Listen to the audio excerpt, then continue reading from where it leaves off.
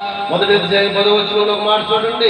కొలస్సీ పత్రిక మొదటి అధ్యాయం పౌలు గారు ఏమన్నాడంటే, నేను మనుషులను సంతోషపెట్టువాడనైతే ఎటువంటి వాడు కాదన్నాడైనా. చూడండి బైబిల్ గ్రంథం చూడండి, కొలస్సీ పత్రిక మొదటి అధ్యాయం 10వ వచనంలో మాట రాయబడిన మాటలు చూద్దాం. ఆయన అంటున్నాడు, ఇప్పుడు నేను మనుషుల దయను సంపాదించుకును చూస్తున్నానా, దేవుని దయను సంపాదించుకుని చూస్తున్నానా, నేను మనుషులను సంతోషపెట్టుకోరినా నిన్నింటికినంట మనుషులను సంతోషపెట్టువాని వంటి వాడిని క్రీస్తు దాసుడును కాను. స్తోత్రం చెప్పండి గట్టిగా. ఈనాడు మనుషులను సంతోషపెట్టేవాడైతే నేను క్రీస్తుకు దాసుడు కానంటున్నాడు. మనుషులను సంతోషపెట్టే వారిని మనం ఉండకూడదు.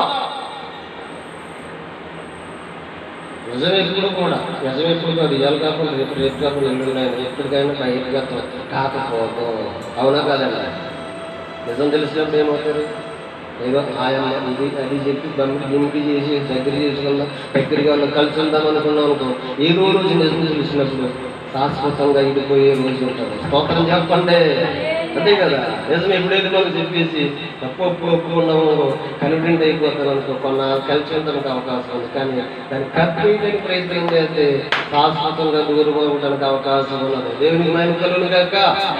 అందుకే పరిశుద్ధాత్మ దేవుడు ఏమన్నాడండి, ఈరోజు దేవుని వాక్యంలో రాయబడిన మాటలు చూస్తే తండ్రిని ఘనపరచిన అవసరం లేదంటే కానీ, తండ్రి ఎవరికి తీర్పు తీర్చడంటే కానీ, తీర్పు తీర్చడానికంటే సర్వాధికారం కుమారుడికి అనుగ్రహించినాడు కనుక కుమారుని ఎవరైతే ఘనపరుస్తారో అటువారైన తండ్రిని దేవుని ఘనపరుచిన వాడుగా ఉన్నాడు. అందుకే సామెతల గ్రంథము 2వ అధ్యాయం 30వ వచనంలో అన్నాడు, నన్ను ఘనపరిచే వారిని ఇదిగో నేను.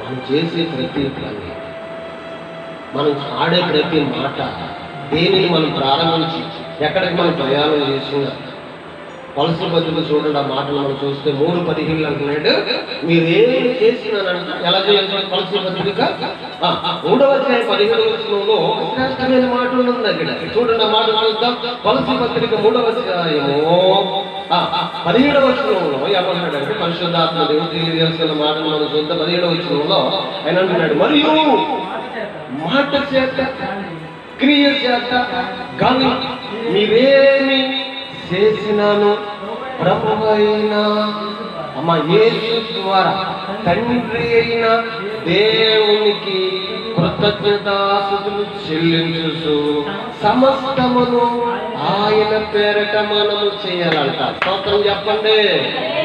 ఏం చేద్దంటారా?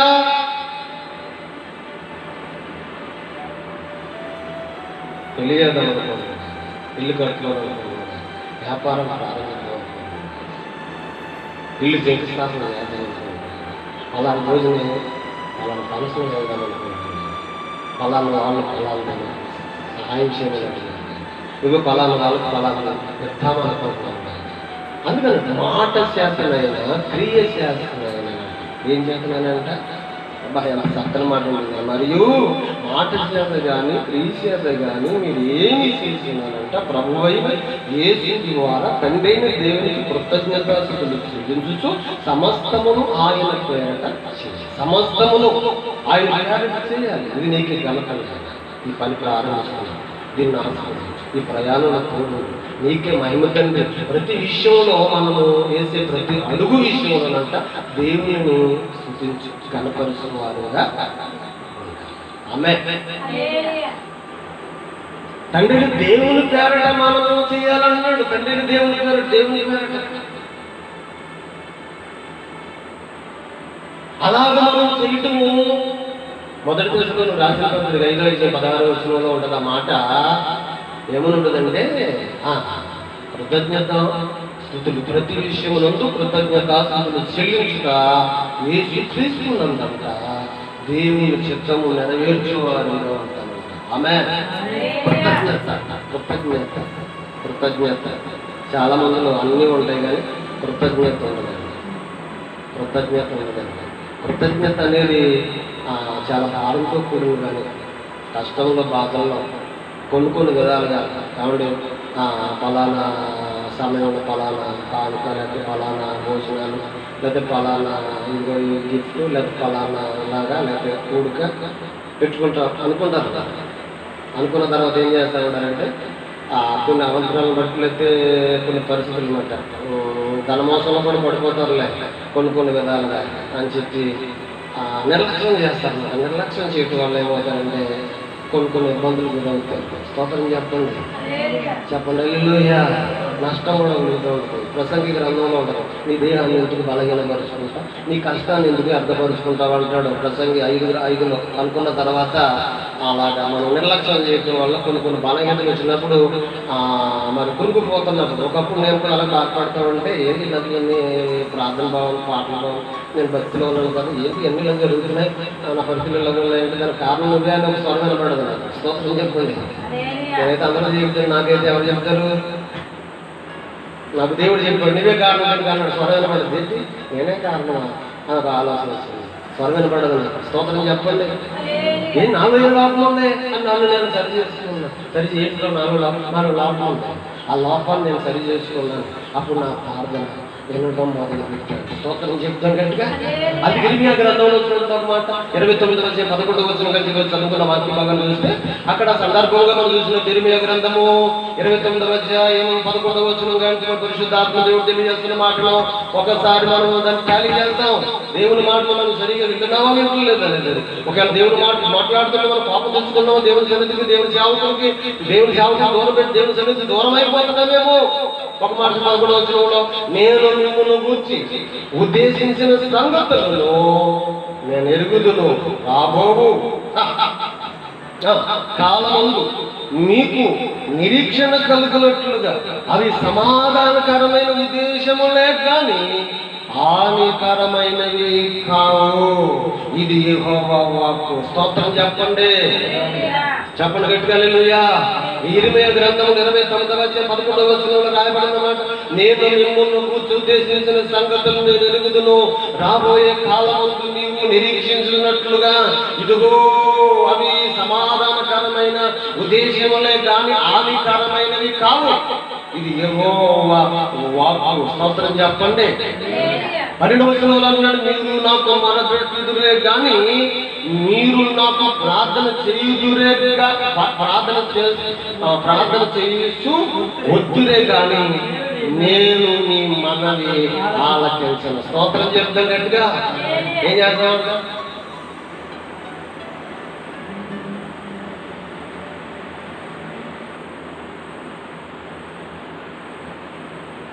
ఇప్పుడు ఎక్కడెక్కడికో పరుగులు పెడుతున్నారు.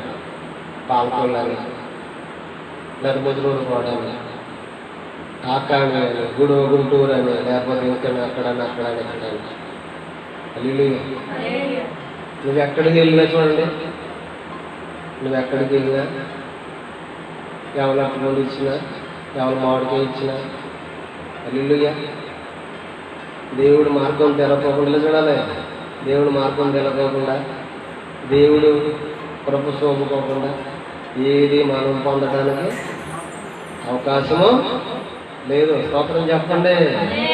ఇప్పుడు మన ప్రార్థన మనం మొరపెట్టినప్పుడు మనం మొర ఆలకించాలన్నా, మనం చేసిన ప్రార్థన దేవుడు వినాలన్నా ఏం మారాలన్నాడు ఆయన?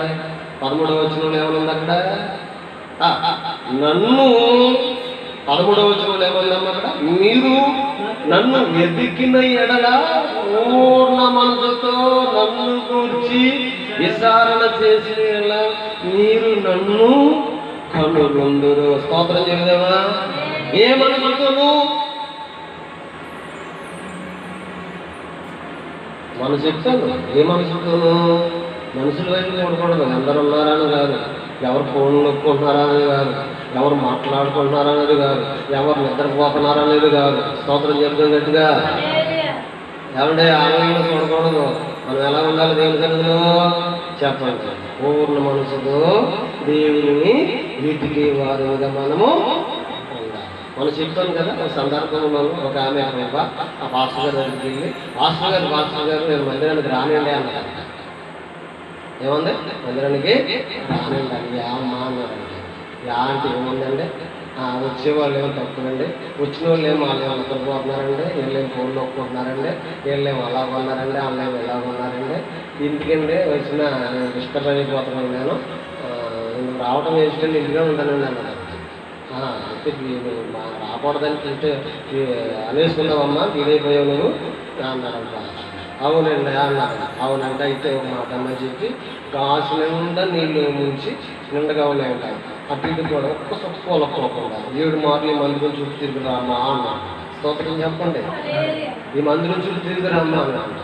జాగ్రత్తగా ఒక్క సొక్క కూడా ఒలక్కోకుండా గమనించండి. ఆ మందిరం చుట్టూ 7 మార్లు తిరిగి వచ్చింది. వచ్చి అక్కడ భాషలో చేసిందండి. 7 మార్లు తిరిగాను, ఒక్క సొక్క కూడా ఒలకలేదండి. ఇది 2 గ్లాసులు. దేవుడికి మేము కలుగును కాక.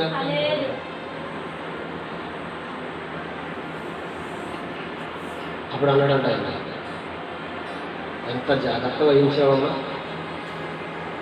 అమ్మా ఎంత జాగ్రత్త వహించావు, నేను ఒక్క సొక్కు కూడా ఉందా పడకోకుండా చక్కగా తిరిగేవారు. మందిరంలో వచ్చినప్పుడు నిద్రోయుల వైపు, కోనొప్పుల వైపు, వాళ్ళ వైపు వీళ్ళ వైపు ఎందుకమ్మ చూస్తున్నావు. దేవుని కోసం వచ్చినప్పుడు నీవు అట్టి ఇటు చూడకూడదు. నువ్వు దేవుని వాక్యం ఇల్లు నువ్వు నిలబడినప్పుడు నీ దేవుడు నీకు ఎందుకు సహాయం చేయాలి. ఇల్లు అంతే కదా. మనం ఎవరి వైపు చూడకూడదు, మనసు వైపు చూడకూడదు. ఎవరో ఎన్నో ఏదో అంటారు, చెడగొట్టుబడి ఎన్నో అంటాడు. అన్నప్పుడు ఎవరి వైపు చూడకూడదు. మనసు వైపు చూసి వాళ్ళ మాటలు ఎవరు చెప్పుడు మాటలు ఏంటి, ఎవరు బాగుంటుందండి. స్తోత్రం చెప్పండి గట్టిగా. నిజమండి. ఈ రోజున భక్తి ఎలా పోతుందంటే అలాగనే ఉంది. 8 గ్రంథులు చక్కని మాట అన్నాడు. 11 రోజులు అన్నాడు, మీరు నన్ను వెతికిన ఎడల పూర్ణ మనసుతో నన్ను గూర్చి విచారణ చేసి ఎడల మీరు నన్ను కనుగొందరన్నాడు ఆయన.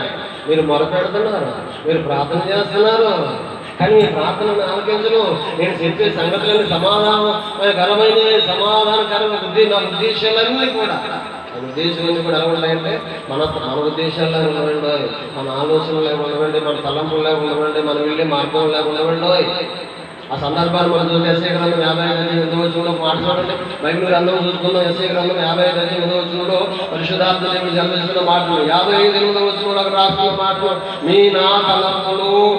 తలంపులు వంటివి కావు, మీ త్రోవలు నా త్రోవల వంటివి కావు. ఇది యెహోవాకు ఆకాశములకు భూమి పైన ఎంత ఎత్తుగా ఉన్నతముగా ఉన్నవో మీ మార్గముల కంటే నా మార్గములు, మీ తలపుల కంటే నా తలపులు అంత ఎత్తుగా ఉన్నాయి. దేవునికి మహిమ కలుగును గాక. మనం ఏదో కిందే వస్తాం. మా సామరాజు గారు ఏమండి అయ్యారు, ఓ బండి కొనుక్కుంటే బాగుంటుంది అంటారా, బండి మీద ద్రాక్షాలు పెట్టుకుంటే బాగుంటుంది అంటారా, ఒకవేళ నేను నడలేను కానీ దాన్ని కూర్చుని కలిసి చెప్పడం ఒక దాని మీదే ఇంటికి వెళ్తాను ఏది ఎత్తుకుంటే బాగుంటుంది అంటారా. ఆయన ఎక్కడెక్కడ కిందే ఆలోచించాడు. మరి దేవుడు ఏం ఆలోచించాడు? అప్పుడు ఆయన ఆలోచించినట్టుగా నడిచిందా?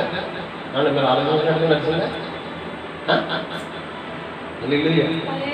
చెప్పండి గట్టిగా. మన ఆలోచన లేదండి. నేను అనుకున్నాను, నేను ఎలాగే ఉంటానేమో అనుకుంటున్నాను, నేను ఎలాగే ఉంటానేమో. పెద్ద కారు ఎక్కడి నుంచి అడుగుతాను. ఆ కారు నేను తూర్పుని చర్చ వెనకాల కారు వెనకాల నుంచి పెట్టుకున్నాం, వెనకాల నుంచి పెట్టుకున్నాం. ఆ వెనకాల పెట్టిన కారు తుడుతున్నాను అనమాట. నేను దర్శనం చూపించండి, కారు కావాలన్నా అనుకున్నాను. స్తోత్రం చెప్పండి. ఇప్పుడు కారు ట్రైనింగ్ నేర్చుకున్నాను, కారు కొనాలి. స్తోత్రం చెప్దామా? మా అమ్మాయిని అడిగాను, అమ్మ కారు నేర్చుకుంటుంటే డబ్బులు కావాలి. మా అమ్మాయి అడిగింది. మా అబ్బాయిని అడిగాను అనుకున్నాను కానీ చిన్న అబ్బాయిని అడిగాను కానీ ఆయన కాదు, ఆయన దగ్గర లేదు ఇస్తాడు. ఆ తర్వాత కారు కొనుక్కునేదా మీరు అడుగుతాను లేండి. అలాగే